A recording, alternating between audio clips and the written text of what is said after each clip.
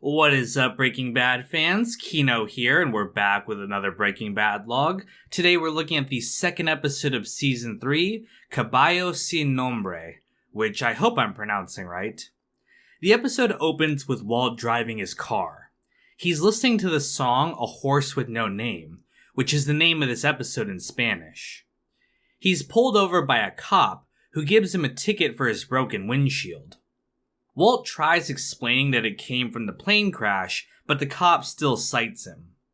Walt gets furious at this and yells at the cop, who ends up pepper spraying him and arresting him. The scene has very similar vibes to The Sopranos when Tony gets a ticket. However, this ends up much worse for Walt than it does for Tony.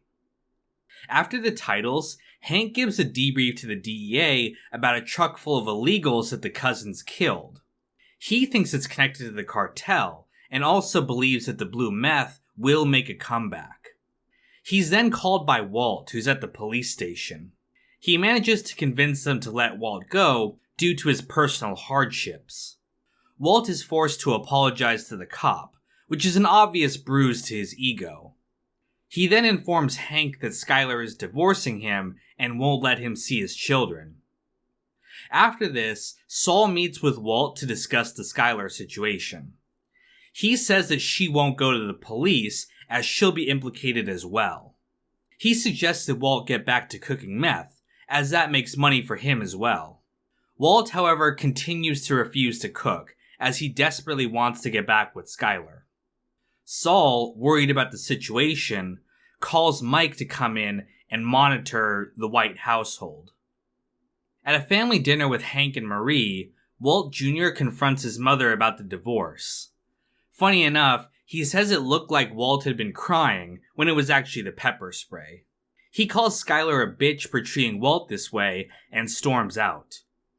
Hank also asks why she's keeping Walt away from the kids, but she refuses to tell him. As they're leaving, Hank thinks that Walt was having an affair because of the second cell phone. Marie, however, thinks it's something more than that. Meanwhile, Jesse drives by his old house and sees his father selling the place. He tries to talk to him, but his father is very distant and cold to him. Jesse realizes that his parents want nothing to do with him anymore. Later, Jesse goes to see Saul to get his money.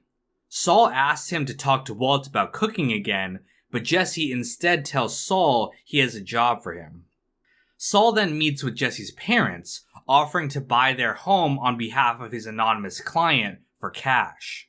However, he offers $400,000, which is less than half of the asking price. When they refuse, he reveals that he knows about the meth lab in the basement, which they fail to disclose. He then blackmails them into selling the home at the cheaper price. Later, Jesse shows up at the house, revealing to his parents that he was the one that bought it. They're left flabbergasted at having lost the house to him. Meanwhile, Skyler continues to work at Benecke's company. Ted is continuing to commit tax fraud in order to keep the business afloat. She asks what he would do if his kids ever found out that he was a criminal. Ted says that he hoped that they would understand that he did it for them, which is of course the excuse that Walt will later use. And, just like Walt, we'll learn that Ted is doing this for selfish reasons as well, to keep up his fancy lifestyle. She says that she can't sign the books as they are, but suggests that he can cover his tracks better. This is also foreshadowing to the role that Skyler will play in cooking the books for Walt's business. Skyler then gets a call from Walt, who tells her that Walter Jr. showed up at his place. He tells her that he will bring him back, even though Jr. wants to live with him. Walt then shows up at the house with a pizza, suggesting that they have dinner. Skyler refuses, however, and tells him to leave. Angry, Walt throws the pizza onto the roof, which ends up landing perfectly. This was done on the first take, and could not be replicated no matter how many times they tried. Meanwhile, the cousins visit Hector Salamanca in a nursing home. It's not a nursing home. How many times do I gotta say this? It's a retirement community. Sorry, Tony. The Casa Tranquila Retirement Community. Using a Ouija board, he tells them to get revenge on Walter White. The symbolism of using a device for contacting the dead suggests that the ghosts of Walter's past are coming back to haunt him. Meanwhile, Mike is at the White House, installing bugs to listen in. At that moment, Walt returns and breaks into the house to move back in, no matter what Skyler says.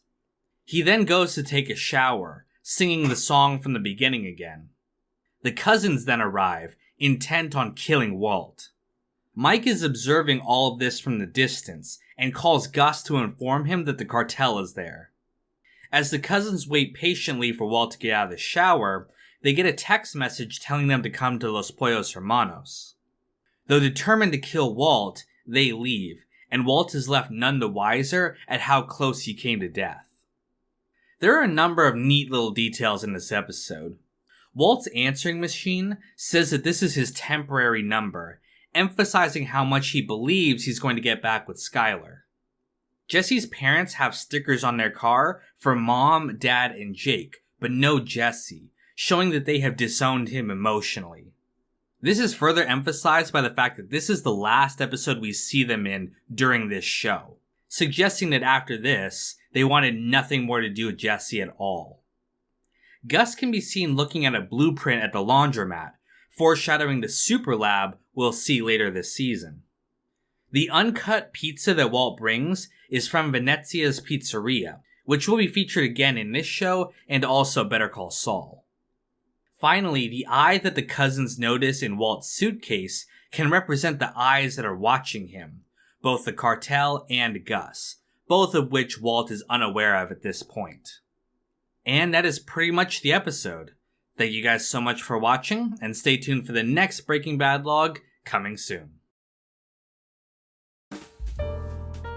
Dipping Sticks, Russell, Sean, Heart of Markness, Logan, Clean, John Reyna, Jesse Sterling, Andrew Stewart, Obsc Racing Media, Daz J-Kit, Conan Higgins, Sam Cedarlin, Don Lucania, Celery Man, and Jenna Marie Johnson.